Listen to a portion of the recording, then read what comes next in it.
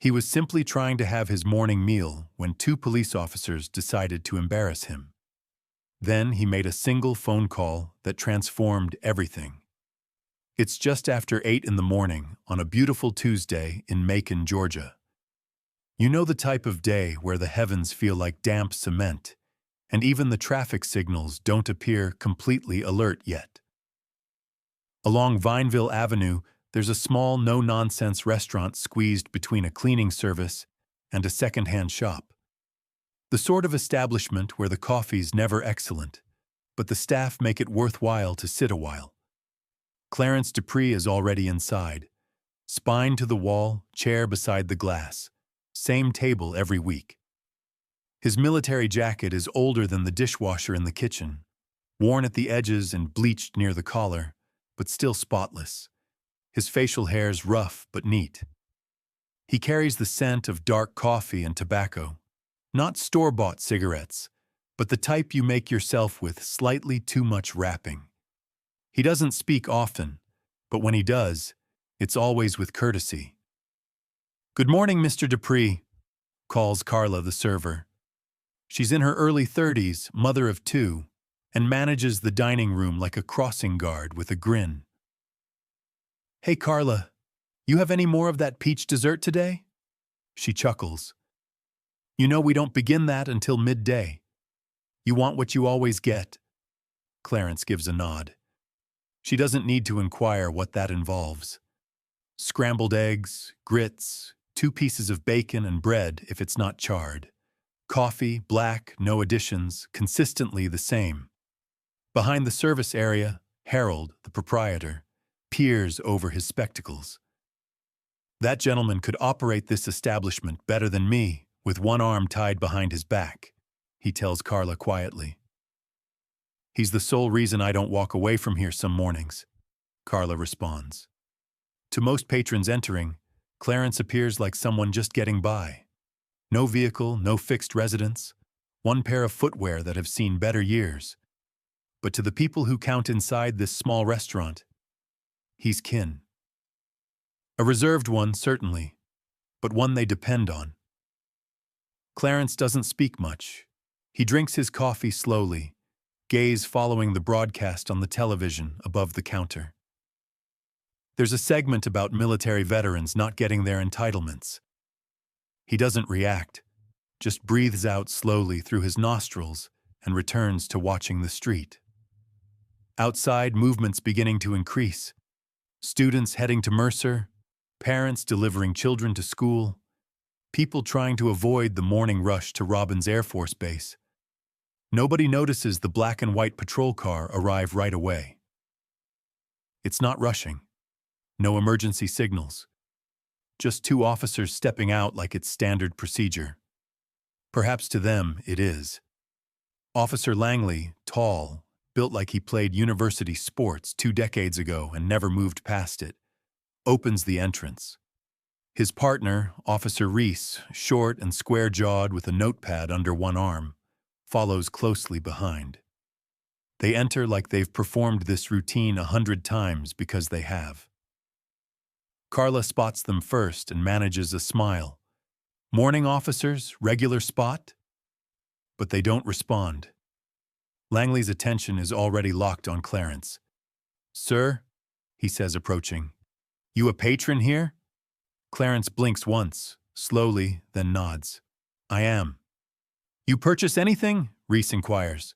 "Coffee, breakfast coming?" Langley glances at the register. "You have a slip?" Carla intervenes. "He's fine. He comes here constantly." Langley doesn't acknowledge her. "Did I question you?" Carla's mouth opens, but Harold lifts a hand from the rear. "Don't, Carla," he says quietly. Clarence doesn't shift, doesn't elevate his voice, doesn't flinch. "I paid. She recorded the order. You can verify with her. Regardless. You carrying identification?" Clarence leans back, slowly. Reaches into his inner jacket pocket and produces an old leather billfold, corners split. He slides across a VA identification. Langley takes one look and snorts. This is all you have? It's all I require. Reese gives a brief laugh, like Clarence just shared a joke only he finds amusing. Yeah, we'll determine that. But before they even request him to leave, the diner grows silent, and a tension begins mounting, the kind that warns you something's about to go terribly wrong, terribly quickly. Reese steps in nearer, arms crossed like he's evaluating Clarence for an arrest photo. How long have you been here? He asks. Clarence looks up at the timepiece on the wall. Roughly 30 minutes. Langley cocks his head. And how long are you planning to remain? Clarence's eyes tighten just slightly, but his voice remains steady. Long enough to finish my meal like everybody else. Carla places the dish on the table, attempting not to appear hurried. Here you are, Mr. Dupree. Langley lifts an eyebrow. He already placed an order? Carla doesn't retreat this time. He visits every Tuesday, pays cash, always courteous. He's a regular customer, sir. Reese turns back to Clarence. You without housing? Clarence nods deliberately. I don't possess a house number, but I have a place in this community. Langley sneers. You have clever responses, don't you? Clarence says nothing. He lifts his utensil as if that will make them disappear, but it doesn't. You see, this is the issue, Langley says, looking around like he's speaking to an audience. People believe they can just set up camp wherever they choose. Take advantage of generous folks like you all. Is that fair to everyone else here? Nobody responds. Nobody wants to worsen the situation. A couple at the neighboring table stare down at their meals. A delivery person waiting on an order shifts uncomfortably near the entrance, but nobody utters a word. Clarence cuts a piece of egg, chews, swallows, cleans his mouth with the napkin. I served in Iraq twice, returned home, worked security in Alabama until my knees failed. I manage. I don't take. I don't ask for handouts. I pay for my meals. So why are you speaking to me like I invaded someone's home? Langley chuckles, but there's no amusement in it. Relax. Just performing our duties, making sure everything's proper. Carla steps forward again, eyes fierce. Then examine the cash register. He paid. I processed him. What else do you require? But Langley disregards her. Reese pulls out a small notebook. Name, he asks. Clarence raises an eyebrow. It's right there on the identification. I requested your name aloud, Reese repeats. Clarence exhales. Clarence Dupree. Date of birth. February 10th, 1968. Langley looks at Reese. Check it. Reese walks back toward the cruiser, muttering something under his breath. Harold finally emerges from behind the counter, cleaning his hands on a cloth. Officers, can I speak with you outside a moment? Langley dismisses him. We're good, sir. No, you're not, Harold says, more firmly now. That man has never created problems in my establishment. You have an actual reason to be here? Or are we just bothering veterans now? Langley finally turns to him. Sir, we're responding to a complaint. Harold frowns. From whom? Langley doesn't answer. He just shifts his weight from one foot to the other and continues observing Clarence like he's waiting for him to make a mistake. Clarence finishes a bite of toast and pushes his plate slightly forward as if to demonstrate he's finished. He cleans his hands on the napkin and reaches into his jacket again. This time, he pulls out a worn flip phone, the kind nobody uses anymore, except perhaps someone like him. What's that? Langley asks, already sounding tense. Clarence opens it with one hand, presses a number on speed dial. Wait. Harold leans in. Clarence. But Clarence just raises one finger as the line connects. He puts the phone to his ear, pauses, then calm as ever, he says, It's happening again. And just like that, everything in the room changes, because no one knows what that call signifies. But the silence it creates behind is loud enough to shake the glass. Langley narrows his eyes, watching Clarence like he just activated a bomb. "Who the hell did you just contact?" Clarence doesn't flinch, doesn't respond. Instead, he calmly closes the flip phone, places it on the table next to his plate, and reclines. "You said you were just performing your job," Clarence says, voice low, steady. "Now I'm performing mine." Langley steps forward, inflated now, hands on his equipment belt. "Sir, I'm going to need you to rise and come outside with me." Harold's had enough. "No, he's not going anywhere, not unless you're charging him." Reese returns from the car, holding a tablet. "Name confirms," he mutters, scrolling. "VA database verifies veteran status, honorable discharge, 2 deployments, bronze star." Langley doesn't even blink. "He homeless?" "Yeah, no permanent address. Was cited last year in Albany for loitering." Langley nods like that's the only confirmation he needed. "Then he's a vagrant. Doesn't belong sitting here all day. Occupying space." Carla slams her order pad down on the counter. "You have regulars who sit for hours, nursing 1 cup of coffee and nobody says anything. But you come in here and target the one man who actually earned that privilege." Langley turns to her, pointing. "Ma'am, I'd suggest you step back." "You don't get to suggest anything in my own workplace," she snaps. Clarence stays seated, calm, still. But his fingers tap the edge of the table. Once, twice, 3 times. He doesn't look angry, just weary. The kind of weary that settles in your bones and never leaves. "You see me as a problem," he says to Langley, "but I'm not the one creating a disturbance." Langley finally loses it. "That's it, stand up now." Clarence slowly rises to his feet, taller than he appeared when sitting, straight-backed. He looks Langley in the eye. "I don't want trouble."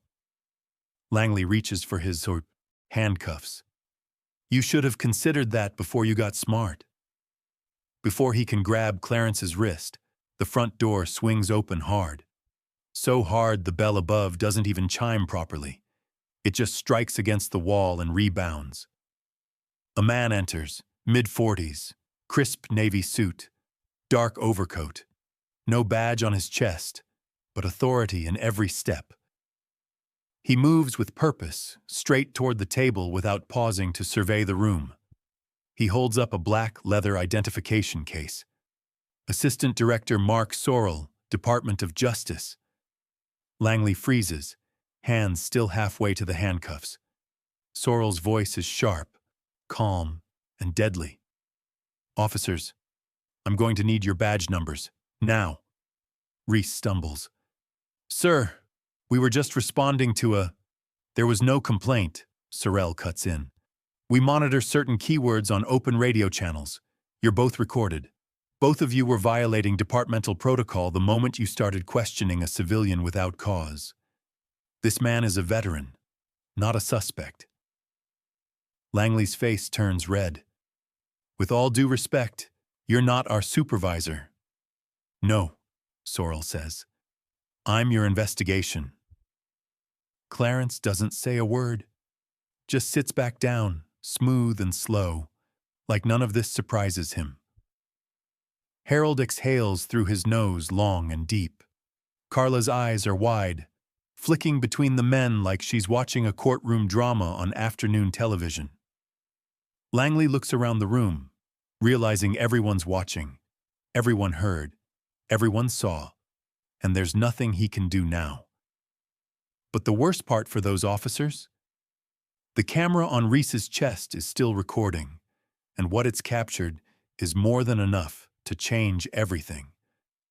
Sorrell doesn't sit, doesn't smile, doesn't raise his voice. He doesn't have to.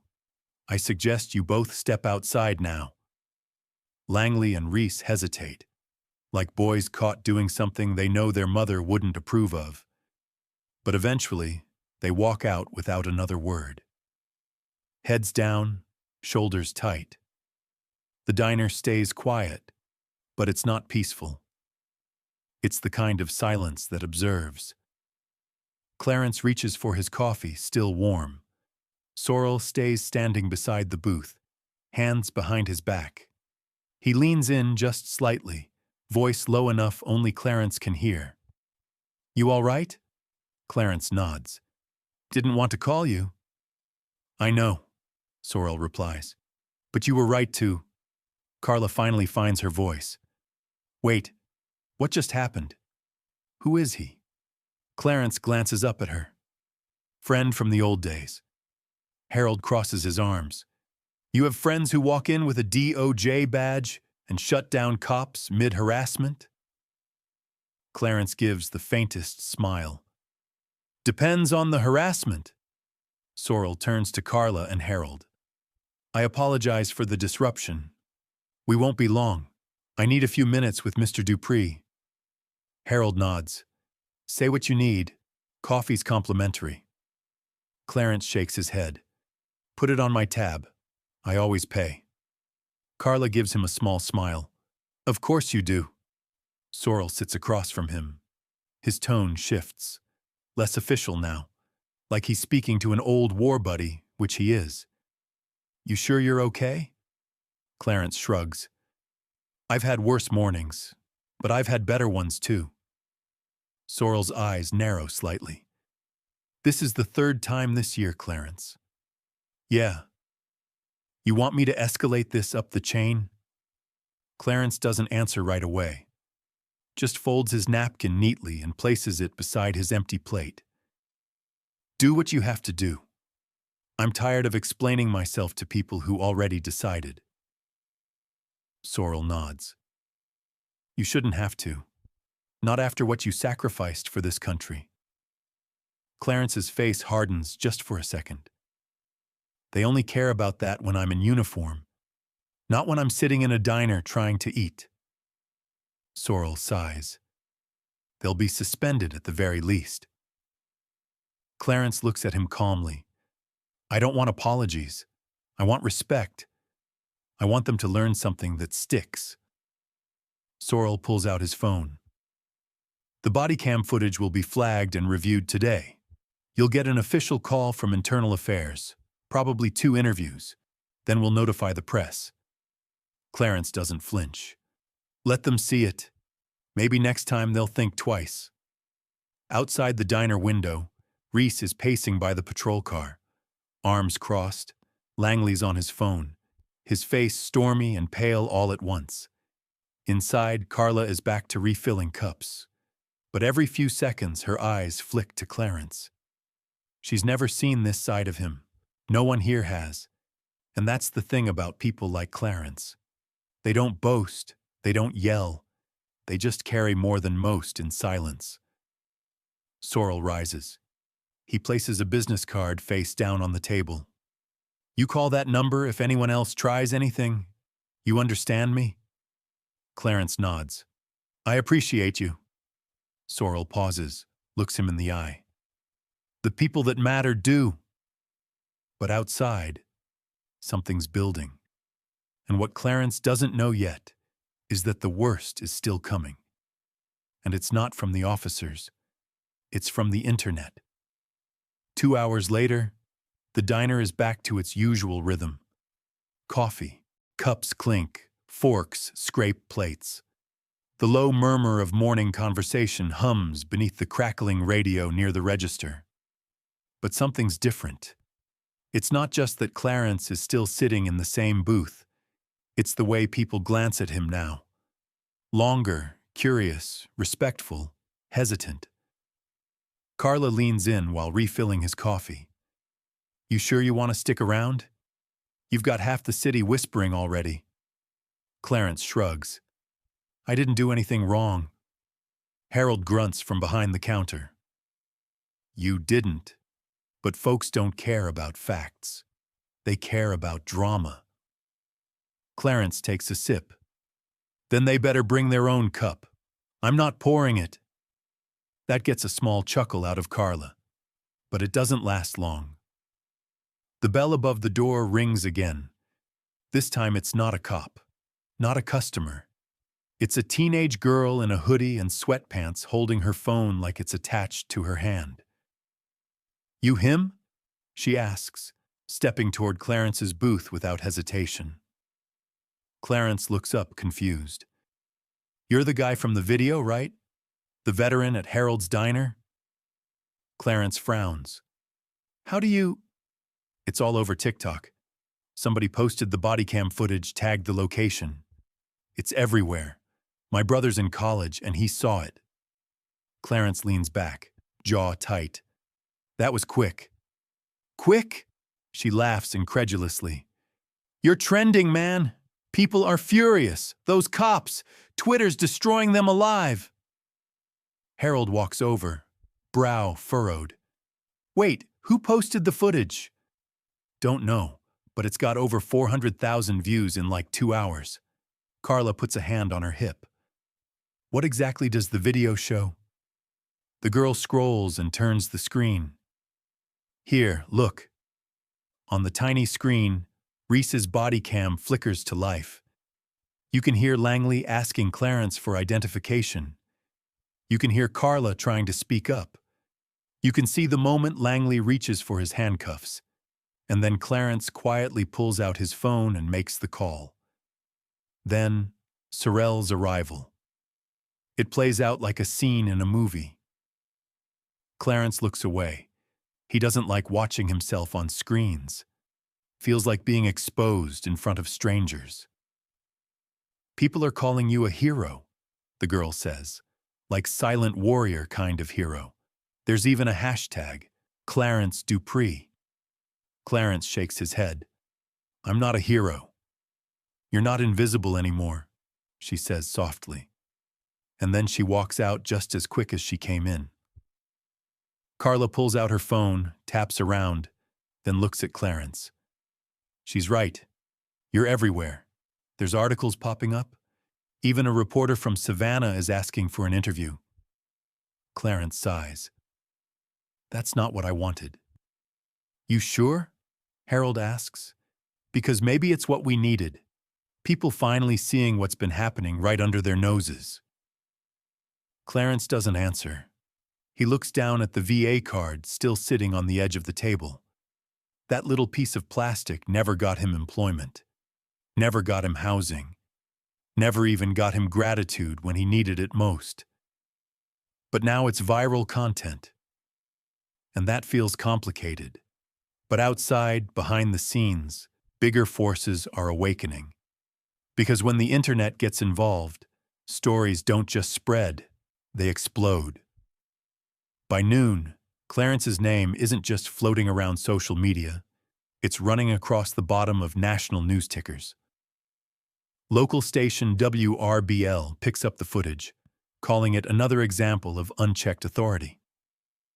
CNN runs a short segment before lunch.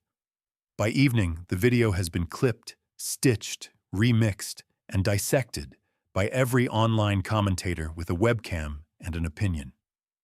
People want to know who this quiet, steady man is, where he came from, what he's been through, and how 2 local cops got so comfortable disrespecting him in broad daylight. They start digging.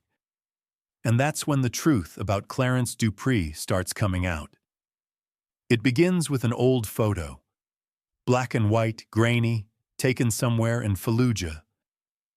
Clarence standing beside 2 other men in full combat gear, sand crusted on their uniforms, rifles slung over their shoulders, exhaustion in their eyes. The caption reads, "Operative Clarence Dupree, Task Force Wolfhound 2006. The internet doesn't know what Task Force Wolfhound is, so they dig deeper. Turns out it was a covert joint operations unit that handled hostage recovery missions, classified work. Most of their files were sealed, but veterans talk, quietly, respectfully.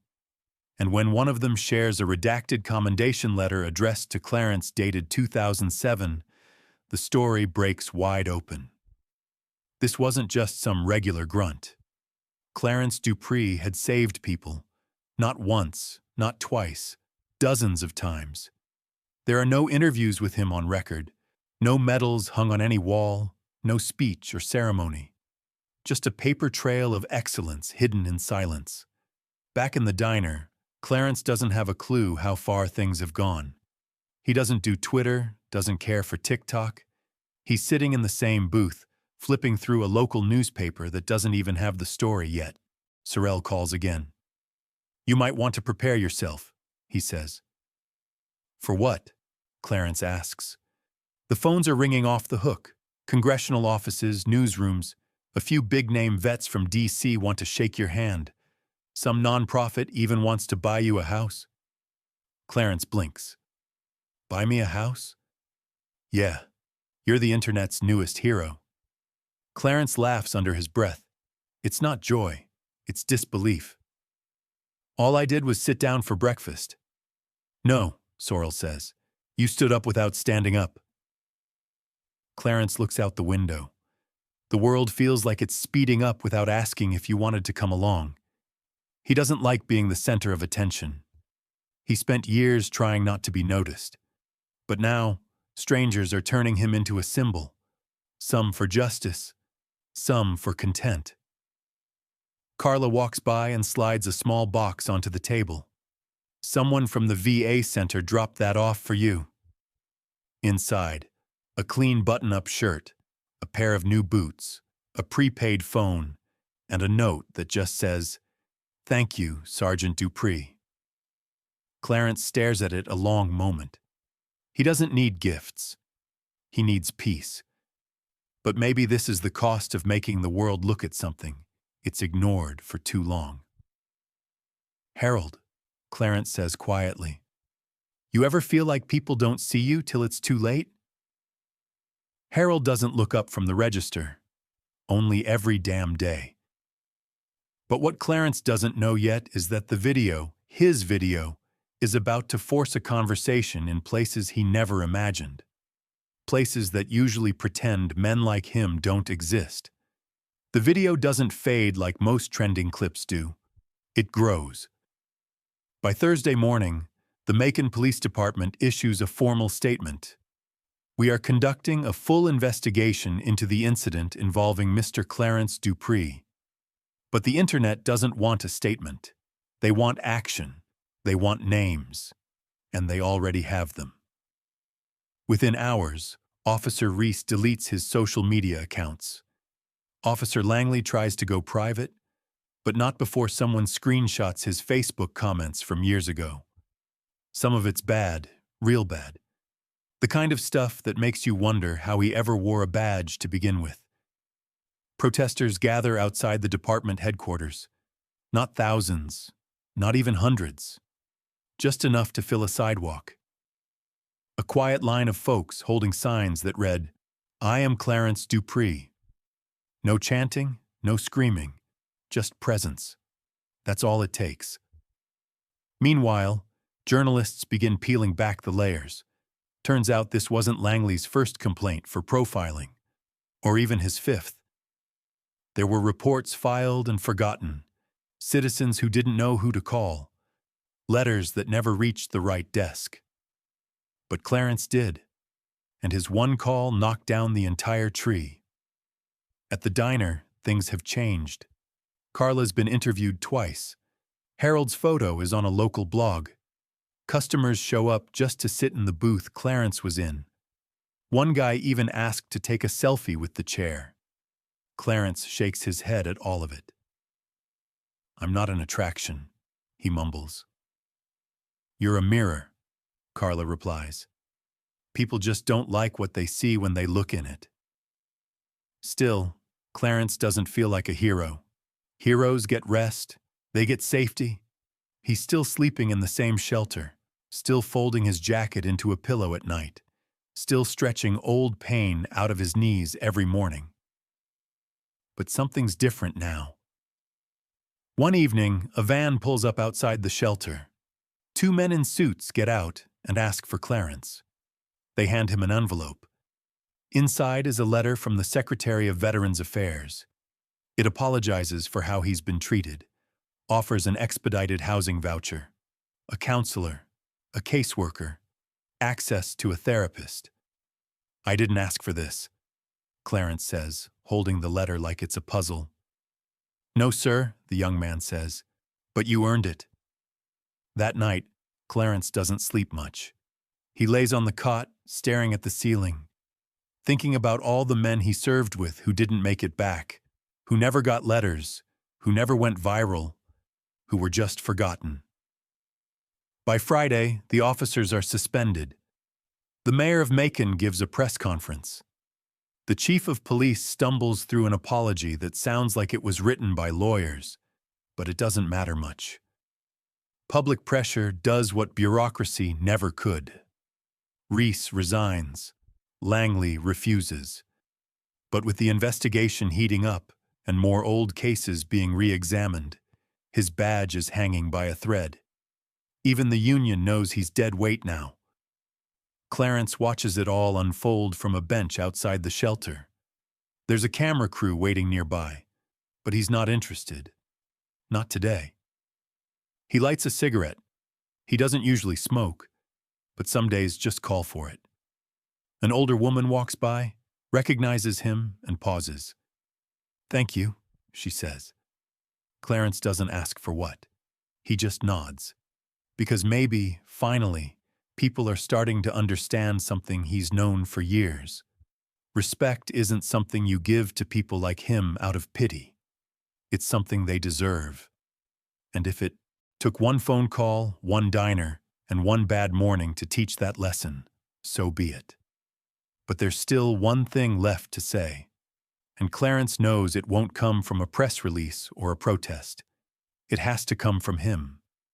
The following Sunday morning, the diner's unusually quiet. No cameras, no news vans, just the regulars again. Locals who come for Harold's eggs and Carla's gossip. The ones who were here before the headlines, and will be here long after they disappear. Clarence walks in wearing that same army jacket, but now his posture's different. Not stiff, not proud, just present.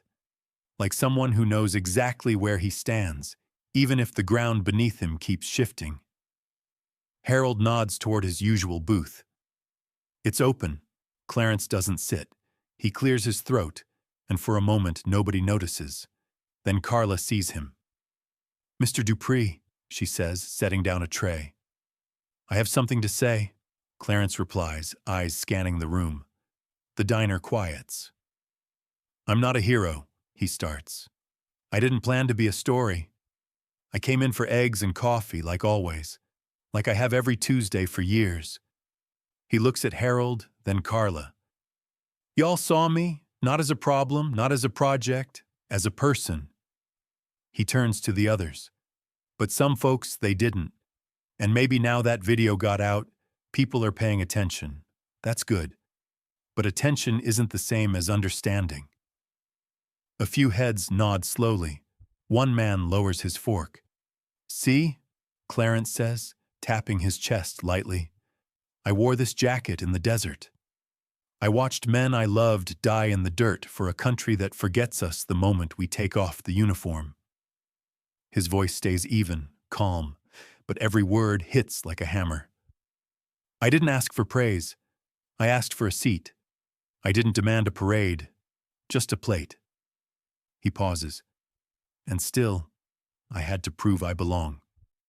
Clarence steps forward, now facing the room. "There are thousands like me. You won't see them on the news. You won't hear their names. Some are homeless. Some are working jobs with bad knees and broken backs. Some just stopped talking because they got tired of being invisible." He holds up a hand. "But hear this. Being poor isn't a crime. Being tired isn't a weakness. And asking to be treated like a human being should never be met with suspicion." Carla wipes her cheek, tries to make it look like she's just rubbing her eye. It doesn't work. Clarence smiles gently. "We all walk into places carrying stories no one sees. So the next time you see someone who looks like they don't belong, maybe they do. Maybe they belong more than you know. He nods once and finally takes his seat. Nobody claps. Nobody needs to. Sometimes the truth is loudest when it's quiet. The rest of the morning, folks come and go. Some leave cash on Clarence's table without a word.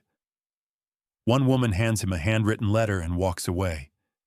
Harold brings him another coffee without asking. That afternoon, Clarence walks over to the shelter one last time. He packs his things. The apartment key from the VA is cold in his hand. Strange. Heavy. Later that week, the first news story fades. Then the next. Social media finds someone new to rage over. The world moves on. But Clarence doesn't. He plants roots. In a neighborhood that sees him. In a place where people knock on his door. Not to question him, but to say hello. He starts volunteering at a nearby school, speaking to kids about service, about silence, about dignity.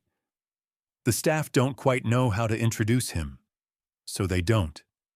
They just say, "This is Mr. Dupree. You'll want to hear what he has to say." Because it turns out people listen now. But more importantly, they look and they see. Let this story be a reminder. Not every hero wears a cape. Some wear jackets older than you. Some sit quietly with coffee. Some fight battles you'll never hear about. Respect doesn't come after you're gone. It should come while you're still here.